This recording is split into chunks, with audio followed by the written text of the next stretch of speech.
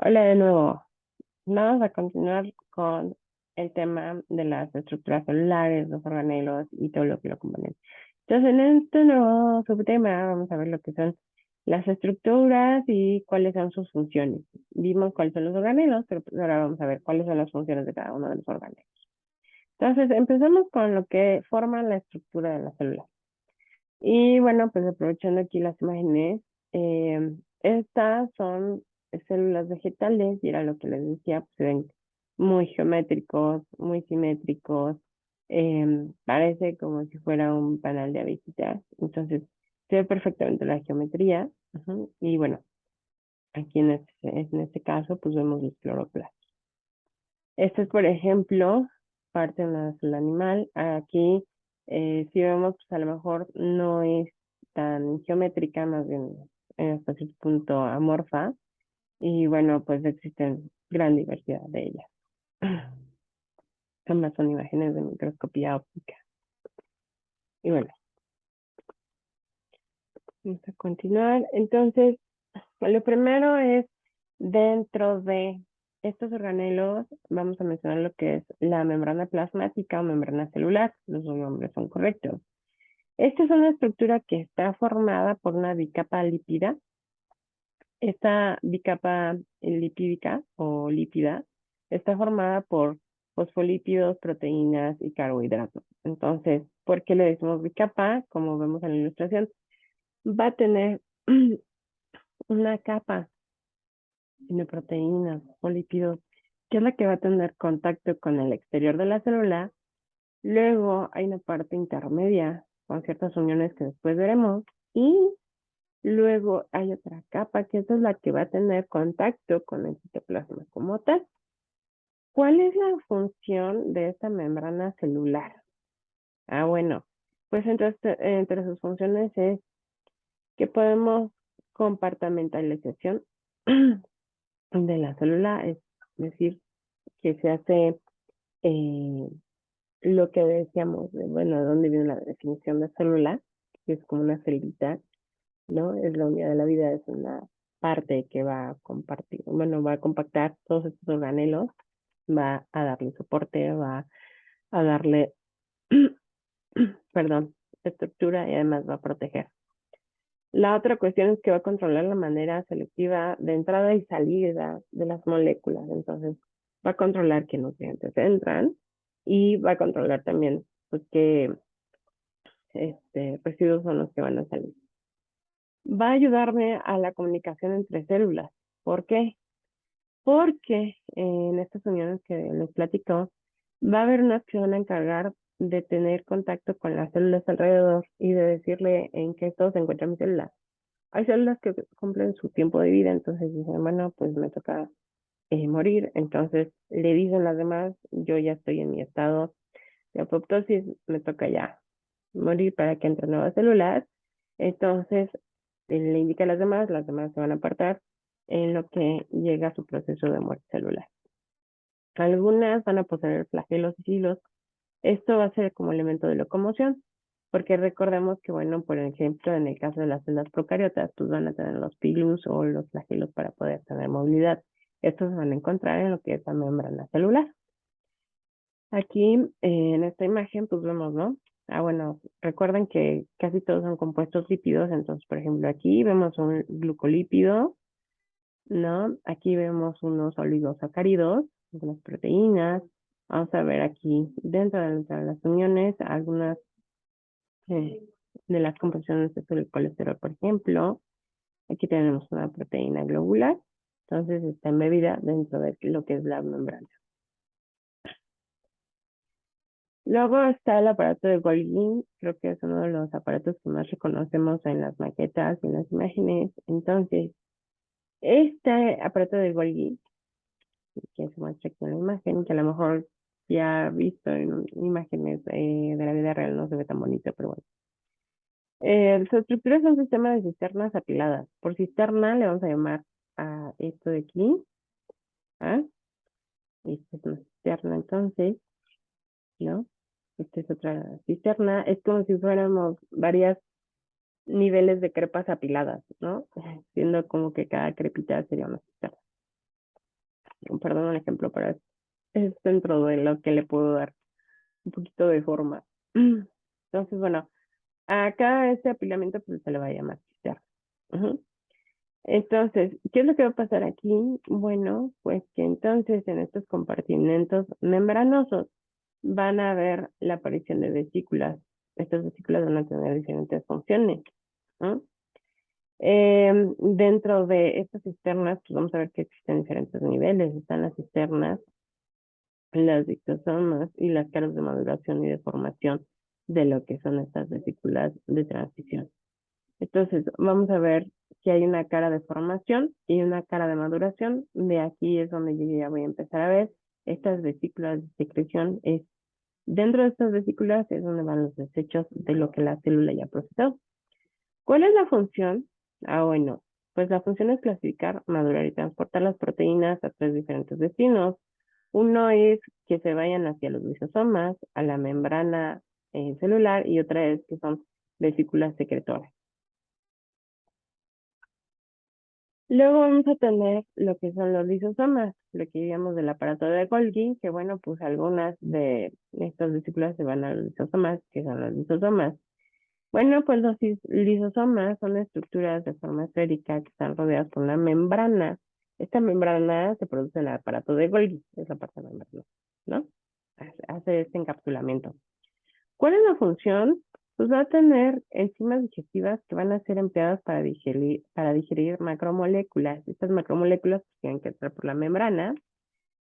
¿Cuáles son los tipos de macromoléculas que se van a digerir? Pues son lípidos y ciertas proteínas. También me van a servir para destruir células viejas. Ujú. Estos lisosomas los vamos a ver en las células animales. Luego está el RER, que es el retículo endoplásmico rugoso. Ujú. Entonces veíamos, bueno, pues tengo mi núcleo y lo voy a identificar porque el RER es el que está inmediatamente del núcleo. Y la otra cuestión que voy a identificar es que va a tener ribosomas que le van a dar cierta textura, se va a ver rugoso, por eso es el nombre, ¿verdad? Bueno, esta estructura, el red, es una red de sacos aplanados o cisternas, ¿no? Vemos este sistema, las cisternas. Se van a formar por una lámina de membrana que se van a plegar y entonces por eso le da esta apariencia. Y lo que mencionábamos, le vamos a decir rugosa debido a los ribosomas adheridos a las membranas, entonces le va a dar esta textura, ¿ok? ¿Cuál es la función? Es bien importante, recuerden, la tengo cerca del núcleo. El RER me va a servir para sintetizar y transportar las proteínas de secreción membranales y lisosomales. Ahora sigue el REL, es decir, el retículo endoplasmico liso. El liso se va a distinguir porque está en la parte más externa y porque, como su nombre lo dice, bueno, pues su pared va a ser lisa. Esto se encuentra adherida a lo que es el RED, dentro del sistema del núcleo.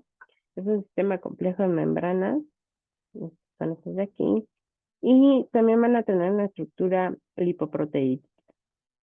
¿Cuál es la función? Su función es sintetizar los fosfolípidos y los esteroides.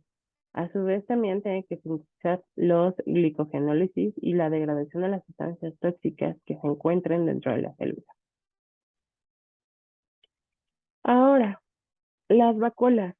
Estas vacuolas, la verdad es que depende, las células van a tener varias funciones. Pero bueno, a grandes rasgos, la vacuola es un organelo redondo con una membrana muy simple. La célula vegetal se va a caracterizar por su gran tamaño dentro de lo que es la estructura. ¿Cuál es la función? Son reguladoras osmóticas, es decir, de la presión, de que la célula no sienta una gran presión. Algunas de ellas pues, nos ayudan a expulsar el exceso de agua del interior hacia el exterior.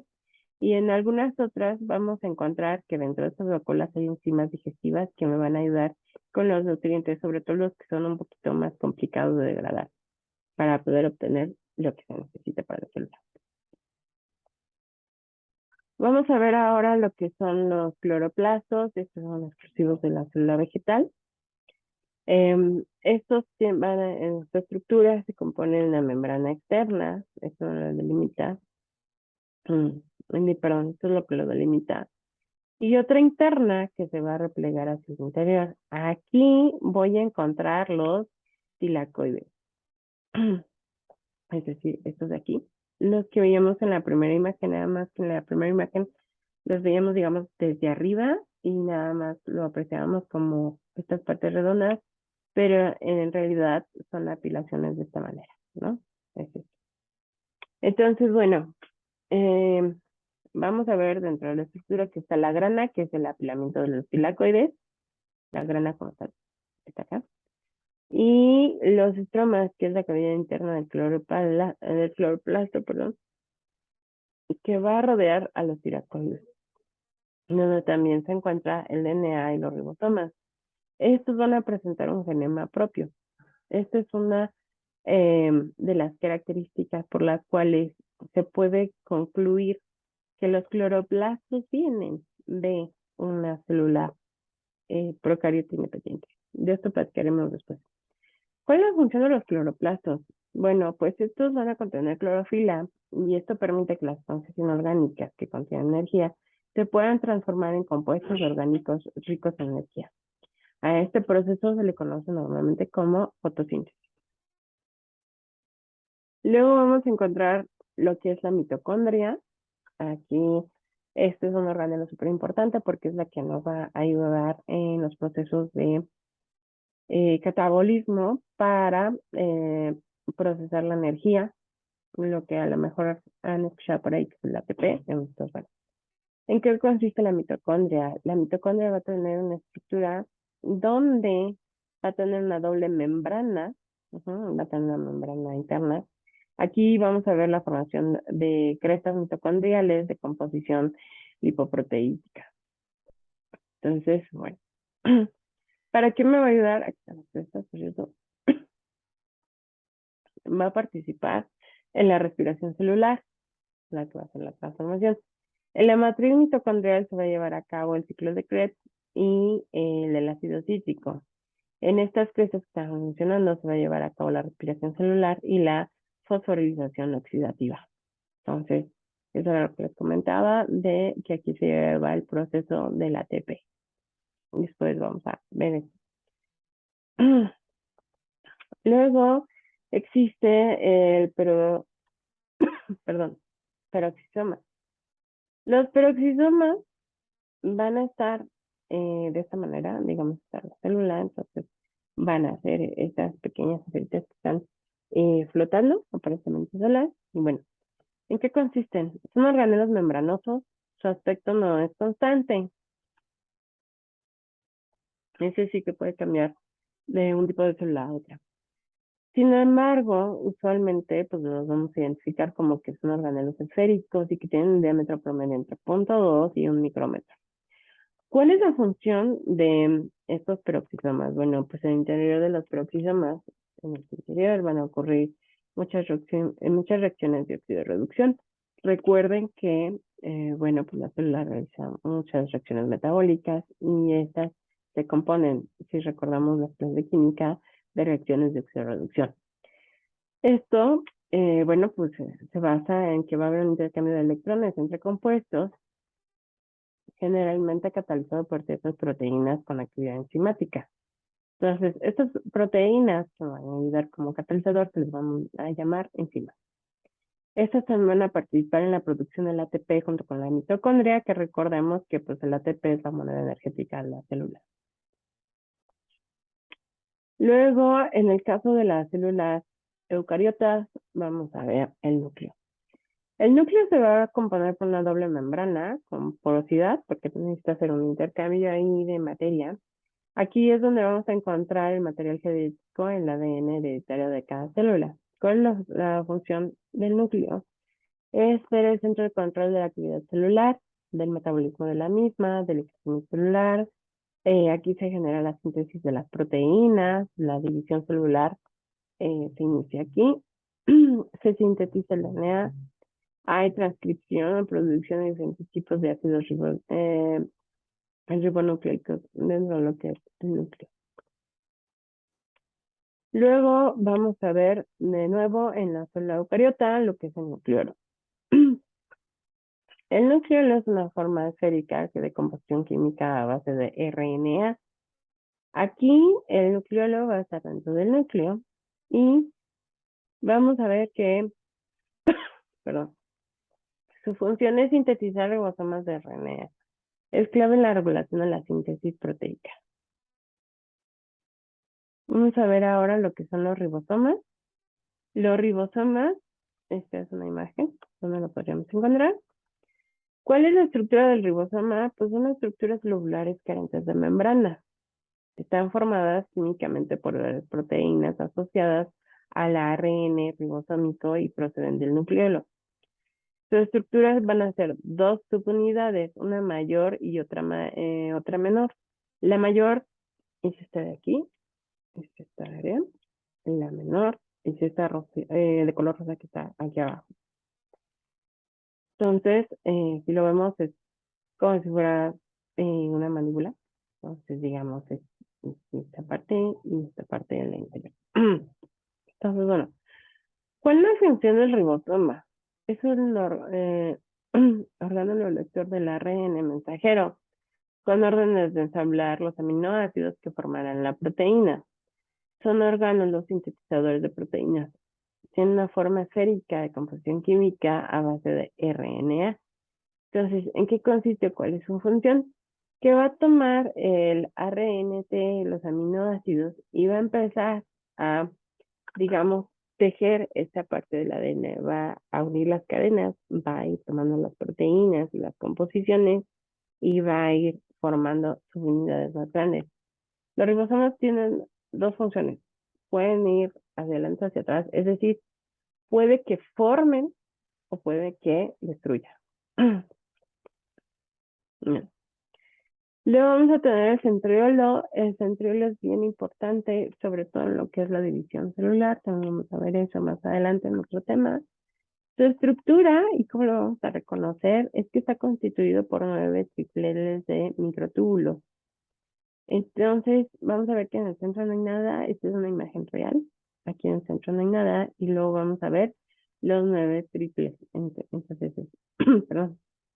1, 2, 3, 4, 5, 6, 7, 8, 9. Así es como se ve. Esta es una simulación ya creada, ¿no? Entonces, la parte de arriba se vería así. Ujú. ¿Cuál es la función? La función principal de estos centriolos es la formación de organización de los filamentos que constituyen el uso cromosomático. Esto es cuando se da la división del núcleo celular. Lo que digamos, bueno, más adelante vamos a ver cómo es esta división celular. Luego está el citoesqueleto. Dentro del citoesqueleto existen diferentes tipos de citoesqueleto. Hay 3. Está el microfilamento de actina, el microtúbulo y el filamento intermedio. Entonces, cada uno va a tener funciones distintas y los vamos a ver en diferentes etapas de la célula. Entonces, su estructura principal es un sistema citoplasmático dinámico de fibras.